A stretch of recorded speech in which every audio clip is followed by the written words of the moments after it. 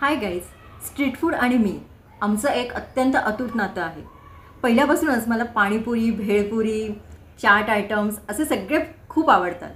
आणि आता तर आमच्या इकडे 5-5 मिनिटावरती अशा गाड्या उभ्या आहेत की सगळ्या गाड्यांवरून, फूड ट्रक्सवरून एवढे टेम्पटिंग वास येत असतात की हे खाऊ की ते खाऊ असं होऊन जातं. ऑलमोस्ट मी सगळं टेस्ट केलेलं आहे, बट स्टील. पण तुम्हाला सांगू, काही काही लोक मात्र अनहायजीन आणि हायजीन या गोष्टीमध्ये अजूनही खूप गुरफटलेले आहेत. नो डाऊट, कोविडपासून आपल्याला सगळ्यांना प्रिकॉशन घेणं गरजेचं आहे. हायजिनिकता पाळलीच पाहिजे, पण म्हणून त्या कोशात अडकून नाही पडलं पाहिजे. कधीतरी, अगदी कधीतरी स्ट्रीट फूड खायला काय हरकत आहे. एक उदाहरण सांगते. माझी मैत्रीण आणि तिचा मुलगा एक दिवस असे रस्त्याने येत होते. ऑब्व्हियसली मी तेव्हा पाणीपुरी खात होते. ती आली माझ्याकडे, गप्पा वगैरे मारल्या, माझ्याकडे एक तुच्छतेचा कटाक्ष टाकला की काय ही बाई कचरा सगळे आयटम खाते म्हणून. बट मी काय ॲज युजल मी काही लक्ष देत नाही. पण तिच्या मुलाचं मात्र लक्ष सगळ्या गाड्यांकडे जात होतं. अगदी एवढे टेम्पटिंग वास येत असताना लहान मुलांचं लक्ष जाणारच. 11वीत होता तो. पण तरी ह्या बाईने त्याला एकदाही पाणीपुरी किंवा भेळ खाऊन दिली नव्हती. मी म्हटलं, अगं तू पण घे, त्याला पण दे. नाही नाही, माझ्या मुलाला असे काही खायची सवय नाही, अनहायजेनिक खायची सवय नाही, आम्ही त्याला फक्त हायजेनिक फूड देतो. म्हटलं ठीक आहे, जिसकी जैसी सोच, तुझे तसे विचार. म्हणून मी आपली खात होते.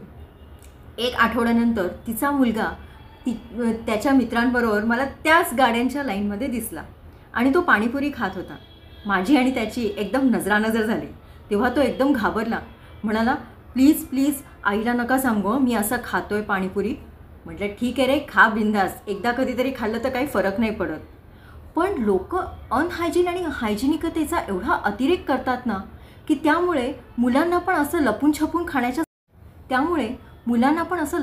राहण्याच्या सवयी होतात.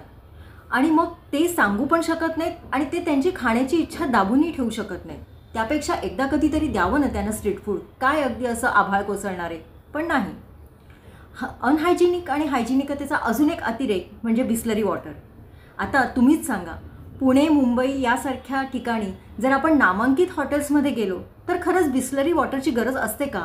हां, आता ज्या ठिकाणी पाण्याचे प्रॉब्लेम आहेत, काही इश्यू आहेत किंवा एखाद्याला हेल्थ इश्यू आहे की ज्या डॉक्टरांनी काही रिस्ट्रिक्शन्सच टाकले आहेत, तर अशा वेळेला इट्स परफेक्टली ॲग्रीड की तुम्हाला बिस्लरी वॉटरच घ्यायला पाहिजे.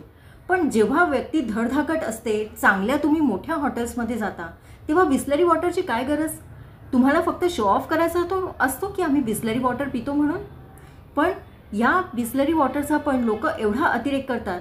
काही जण तर विशेषतः NRI जर आले किंवा दुसरे कोणी आपल्याकडचे पण आले ना की काही ठिकाणी तर बिस्लरी वॉटरशिवाय पाणीच पित नाहीत. जसं काय आपण सगळं अगदी अशुद्ध खातो पितो अशा दृष्टीने. पण खरं सांगू, ह्या सगळ्या हायजिनिक आणि अनहायजिनिकच्या चक्रात अडकून आपणच आपली इम्युनिटी जास्त कमी करतो. आणि तुम्ही ऑब्झर्व करा, जे लोक जास्त हेल्थ पॅम्पर करतात ना त्यांनाच हेल्थ इश्यूज नेहमी जास्त असतात. त्यामुळे ह्या कोशातून बाहेर पडा, बिनधास्त जगा, मस्त खा, स्वस्थ राहा आणि एन्जॉय युअर लाईफ. कशाला आपण ह्या चक्रात अडकून आपला एक दिवस आणि एक क्षण कमी करायचा, बरोबर ना? सो हा व्हिडिओ तुम्हाला कसा वाटला मला नक्की सांगा. आणि अशा वेगवेगळ्या विषयांच्या व्हिडिओसाठी stay tune with my videos. Thank you.